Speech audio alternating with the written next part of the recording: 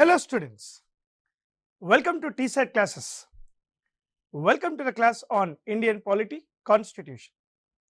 As part of Indian Polity Constitution TSPSC Group 1 Prelim series, today this is the final class on Indian Polity and Constitution.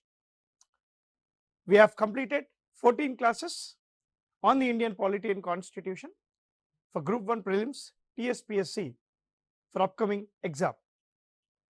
Now in this class, we will see the last and the final important concept in Indian polity, and that is your constitutional and non-constitutional bodies. Constitutional and non-constitutional bodies. Now let me give you some background. See, generally these bodies or institutions, are divided into two types. These bodies or institutions, they are generally divided into two types. The first one is called constitutional bodies, and the second one being non-constitutional bodies. Non-constitutional bodies. Constitutional bodies and non-constitutional bodies, we all know there are two types of institutions. Non-constitutional bodies are further divided into two types. The first one is statutory bodies. The first one is statutory bodies. The second one is non-statutory bodies. Non-statutory bodies. Now coming to constitutional bodies. What is the meaning of a constitutional body? Any institution or any body which is established and derives their authority, duties, functions directly from the constitution is called a constitutional body. Example, you have Election Commission of India, Union Public Service Commission, CAG, Comptroller and Auditor General of India, National Commission for 𝗧𝗦, National Commission for 𝗧𝗧, National Commission for BC. All these are constitutional bodies. Every constitutional body has an article linked to that constitutional body. Like for example, Article 324 talks about Election Commission of India. 315 deals with UPSC. 148 deals with CAG.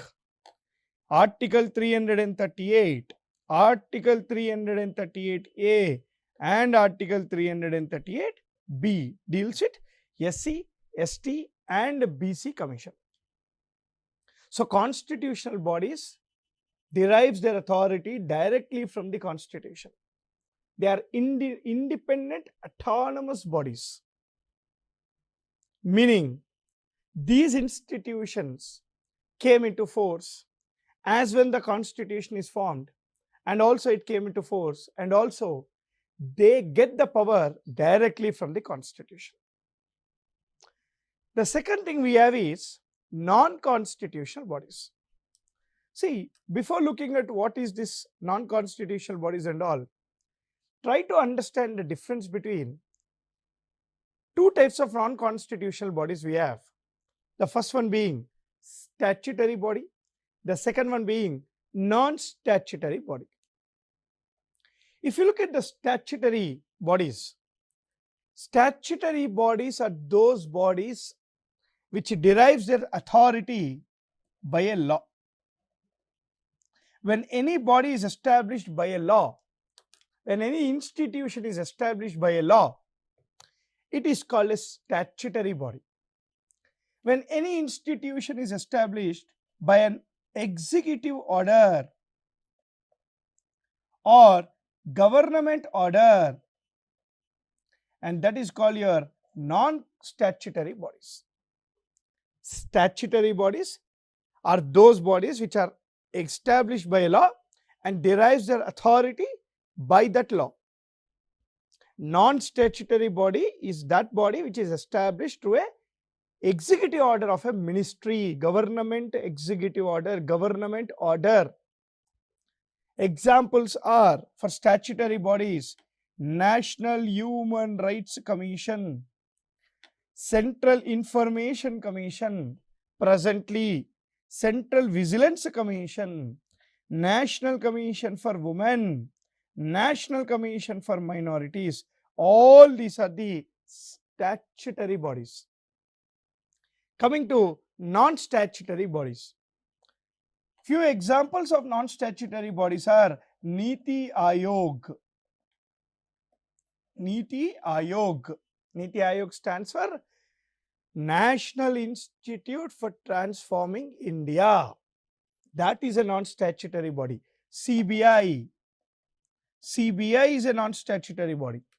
So these bodies are important. So in India, institutions are divided into two types: constitutional, non-constitutional. And these constitutional bodies are those bodies which derive their authority directly from the constitution. Non-constitutional bodies are divided into two types. One is a statutory status bodies, or a body established by a law, or a non-statutory body, a body which is established by an executive order. Now, to continue this class, let us see some important objective type questions from this topic expected for our TSPSC Group 1 upcoming prelims. So let's start the first question. Look at the first question. Consider the following and choose the correct statement. Correct statement. See, I am telling you again, the main intention why we are coming up with these classes is because of two reasons. One, we want you to understand how a question will be framed from some particular topics. Two, you can also guess what type of questions will come. This is our two intention. Apart from these two, of course, we want you to learn the subject, know the subject, understand the subject is our primary motive. So let's look at the question number 1. Article 315 deals with Union Public Service Commission.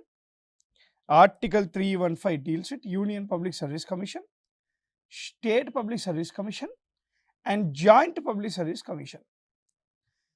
Statement number 2. Joint Public Service Commission is a constitutional body. Now, look at this, very, very important for the exam. The answer for this is, one is correct, the second one is wrong. I'll tell you why. Of course, yes. Article 315 of the Constitution talks about three things: Union Public Service Commission, State Public Service Commission. These two bodies are constitutional bodies. These two are the constitutional bodies to be established as per Article 315. This is clear. Now, there is one more institutional setup as per Article 315, and that is your Joint Public Service Commission. Now, coming to Joint Public Service Commission. Now, Joint Public Service Commission is that commission which is established for two states. When one commission is established for two states or more than two states, that is called Joint Public Service Commission. Now, please understand this very, very carefully.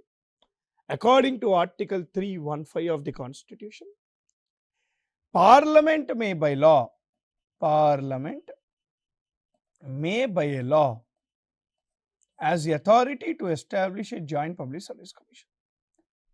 When any law is established as per a law, that body will become non-constitutional body, and as part of non-constitutional body, this is a statutory body. This is a statutory body. That is the meaning.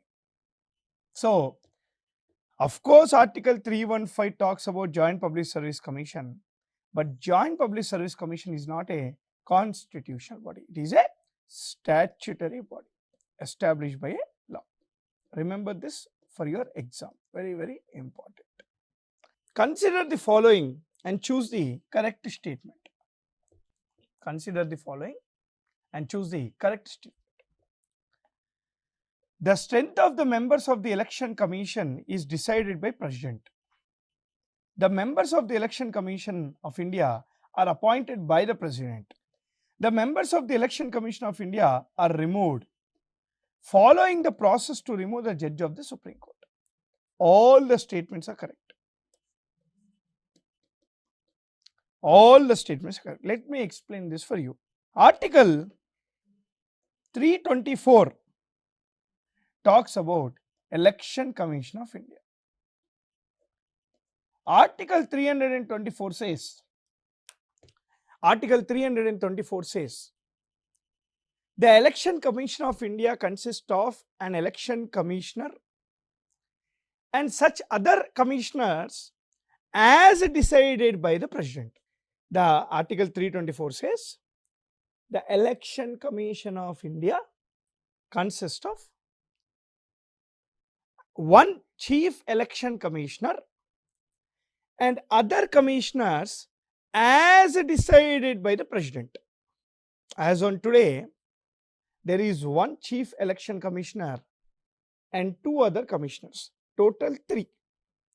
So, the first statement is correct. All these 3 commissioners, one chief election commissioners and other 2 are appointed by President as per Article 324. Absolutely correct. Now, look at the third point. Very, very important. According to Article 324,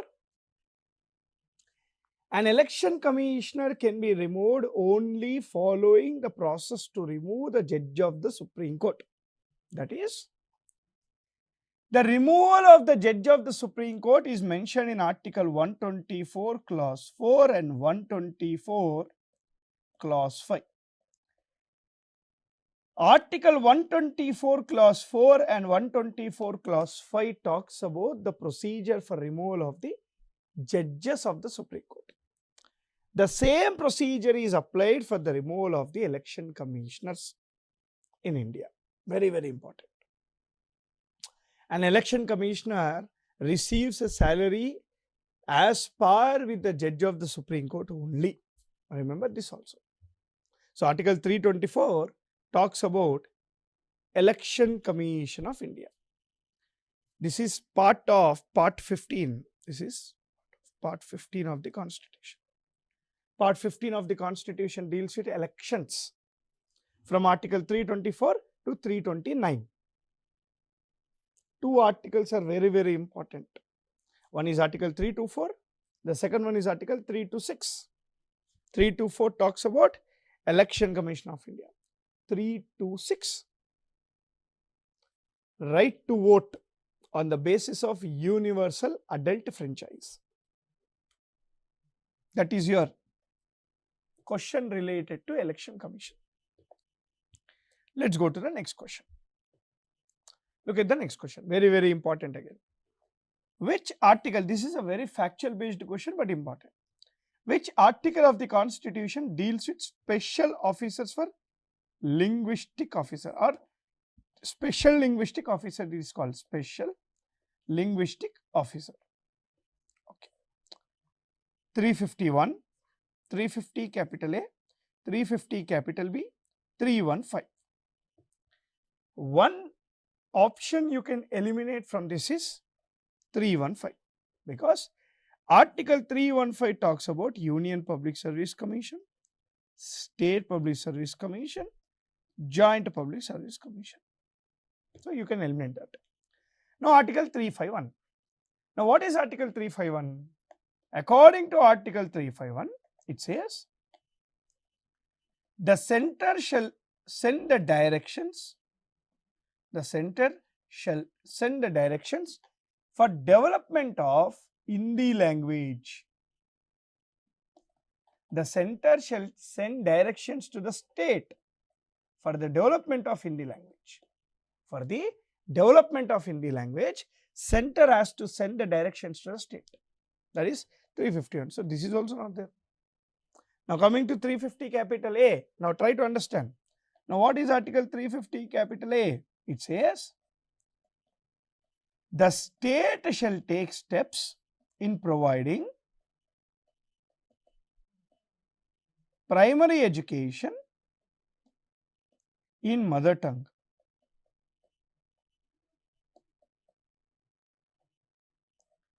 The state shall take steps in providing primary education in mother tongue.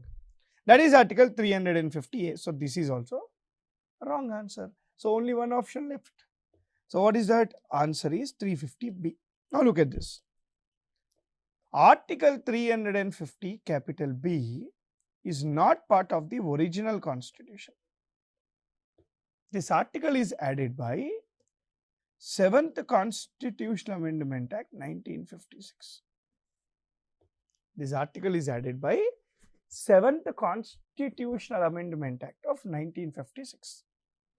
According to this, the President of India shall appoint a special linguistic officer to look into the interest of linguistic based minorities in India, to safeguard the linguistic minorities in the country. See, minorities in the constitution are divided into two types.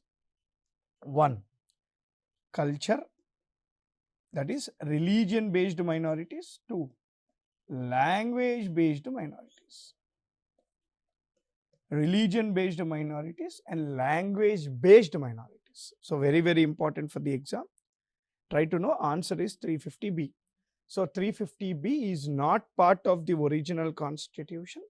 It was added later on by 7th Constitutional Amendment Act of 1956. 7th Constitutional Amendment Act 1956. Consider the following and choose the correct statement. The term of the Attorney General is 5 years as per Article 76. Attorney General has the right to participate in the proceedings of any house of the Parliament except right to vote. Very easy question. Answer is B. This is wrong because look at this. Attorney General, Advocate General. Okay. Article 76 talks about Attorney General. Article 165 talks about Advocate General. Okay. President of India appoint Attorney General. Governor appoint Advocate General. President of India can remove the Attorney General anytime. Governor can remove the Advocate General anytime. Remember this one. Meaning, there is no fixed term. There is no fixed term for Attorney General. The next one is very important. Attorney General can participate in the proceedings of Lok Sabha, Rajya Sabha or joint sitting of Parliament, but cannot vote. No right to vote. Similarly, even the Advocate General can participate in the proceedings of Assembly, Council.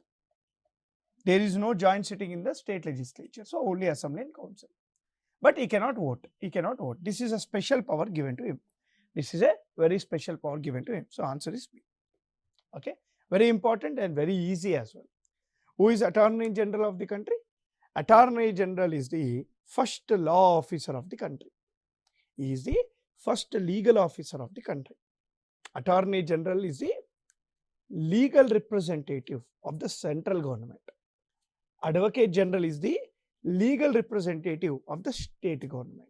Which article deals with National Commission for Backward Classes? See, National Commission for Backward Classes was established in 1992 as per the recommendations of Indira Savani case of 1992.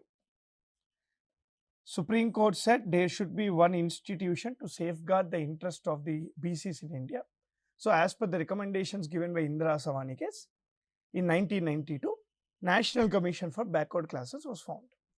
When National Commission for Backward Classes was formed, this was a statutory body.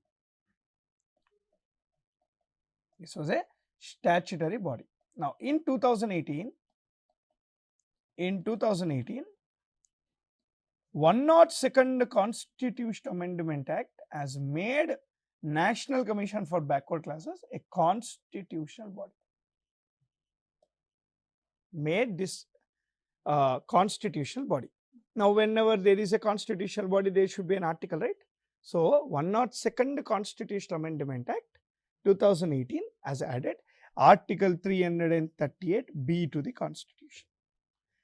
338 National Commission for 𝗧𝗦, National Commission for 𝗧𝗧, National Commission for BC. Now, what is Article 335 important?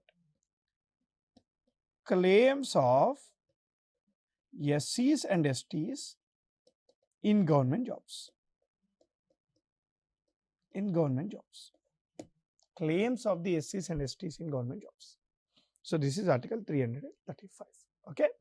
Consider the following and choose the correct statement. CAG. CAG stands for Comptroller and Auditor General of India. And Auditor General of India. CAG stands for Comptroller and Auditor General of India. CAG advises the President with regards to the prescription of the form in which the accounts of the center and state shall be kept. Absolutely correct statement. Article 148 to 151 talks about CAG. CAG is an authority which is established, a constitutional authority which is established to audit the expenses of the government. Which government? Central government, state government, also local government. CAG has the authority to audit the expenses of any government in this country. CAG can also prescribe to the President of India on how the accounts shall be maintained. CAG report is studied again by Public Accounts Committee in the Parliament. The Public Accounts Committee do a post-mortem on CAG report. See how beautiful this is. So only the head of the Public Accounts Committee, as per tradition, will be the opposition party member. The opposition party leader will be the chairman of this Public Accounts Committee, who post-mortem the audit report done by CAG on the expenses of the central and state government. The beauty of democracy. CAG is part of Part 5 of the Constitution. Correct? Part 5 only. Part 5, Article 52 to 151. So, answer is C. Both the statements are correct. Absolutely correct. Consider the following and choose the correct statement. Consider the following and choose the correct statement. Article 279 capital A deals with GST Council. Correct, Amma? Absolutely correct. Added by 101st Constitutional Amendment Act 2016, and this came into force on 1st July 2007. 101st Constitutional Amendment Act. GST Council is established by an order made by the President. This is also correct. Absolutely correct. See, GST Council is in news. What is the composition of GST Council? 1. Finance Minister, Central Finance Minister, Ministry of State for Finance, Central Ministry of State for Finance. 3. Now, this is important for the exam. Finance Minister of the states or any other ministers. any other ministers, there is no problem. Now, can anyone tell me what is the role of the GST Council? Very, very important. GST Council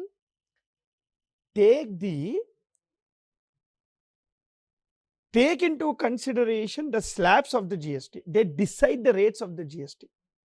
They decide which items to be excluded, which items to be included, and etc.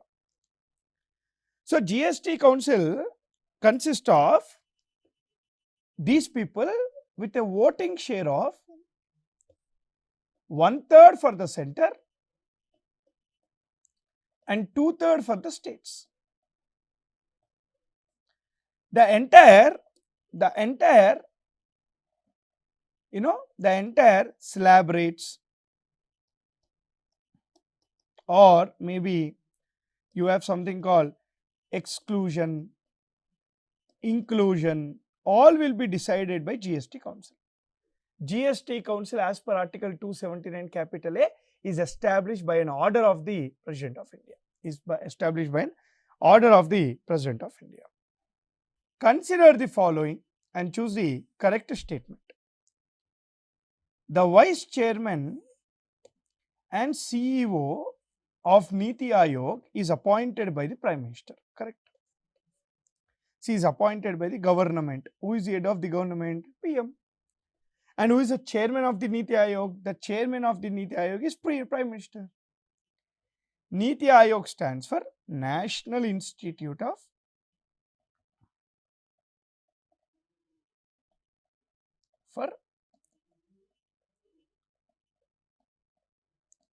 Transforming India. National Institute for Transforming India. And Niti Aayog is established on 1st January 2015, replacing Planning Commission of India. Niti Aayog is the research think tank of the country. So, Vice Chairman and CEO is appointed by Prime Minister. This is correct. Central Bureau of Investigation is a statutory body. Oh my God, this is wrong. I'll tell you why. Many of the people believe that it is a statutory body. This is wrong. Answer is A. Now, let's see something about the CBI. CBI is established in 1963 by an executive order of Ministry of Home Affairs. Ministry of Home Affairs. Now, point number 1 to be remembered. CBI derives its authority, very, very important, derives its authority from Delhi Special Police Establishment Act of 1946. CBI is not established as per this act. CBI derives the authority, their functions, from this act called Delhi Special Police Established Act of 1946. CBI is established by an order of the Ministry of Home Affairs in 1963. But second point to remember, this is important, presently CBI is under Ministry of Personnel and Public Grievance. Now CBI is not under Ministry of Home Affairs. It was established as per this order, but now CBI is under Ministry of Personnel and Public Grievances. Remember this for your exam. Consider the following and choose the correct statement. Okay. The term and tenure of the chairman of the National Human Rights Commission is 5 years or 65 years of age. Wrong statement. I'll tell you why. The term and tenure of the chairman of CVC is 4 years or 65 years of age. This is correct. Okay. Now look at this. First one is NHRC. National Human Rights Commission is a statutory body established in 1993. Okay. as per National Human Rights Commission Act of 1993, the chairman of the National Human Rights Commission should be a retired Supreme Court judge or a Supreme Court judge. Now, as per this equation, imagine if a Supreme Court retired judge is appointed as a chairman of NHRC. When will the Supreme Court judge retire?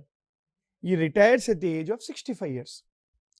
Now, how can you have 65 years of age for National Human Rights Commission then? So, only according to this act, the term and tenure is 5 years or 70 years of age, whichever is early.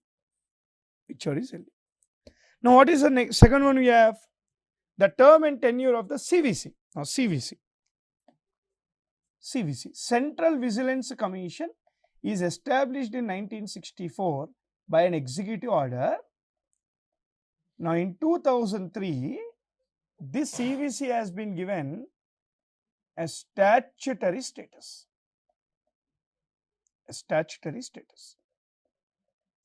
CVC ensured there is no corruption in the administration. The term and tenure is 4 years or 65 years of age. Okay. Consider the following and choose the correct statement. Central Information Commission is established as per RTI Act of 2005. Absolutely correct.